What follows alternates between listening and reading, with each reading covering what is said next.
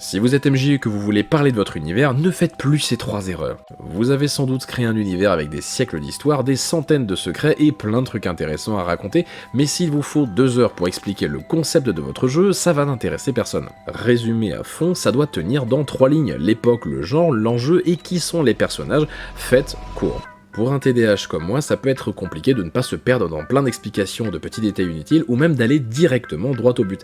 Et pourtant, dans un pitch, ça c'est crucial. Alors oui, ça peut être très frustrant de ne pas pouvoir parler de ce petit détail qui va faire toute la saveur de cette classe que vous aimez bien, mais vous allez perdre votre auditoire à trop vouloir en faire. Résumer votre pitch à un seul concept central, c'est quoi le but de votre jeu? Ça paraît évident de dire qu'il faut être original lorsque vous parlez de votre univers, et pourtant c'est vraiment pas si facile que ça. J'ai vu beaucoup de maîtres du jeu venir me parler de leur création en me disant qu'ils ont des prophéties, des menaces, des mystères, du danger, de l'aventure, tout ça, mais tout le monde fait ça. Donc si vous voulez vraiment vous démarquer par rapport à votre création, proposez quelque chose de réellement différent, que ce soit dans les mécaniques de jeu ou le contexte. On joue à Donjons et Dragons, d'accord, mais vous jouez les monstres, ou alors tous les combats de notre campagne vont se dérouler avec des parties de Gwent. Allez, petit jeu pour finir, écrivez votre pitch en commentaire, si ça dépasse la limite de caractère, c'est perdu.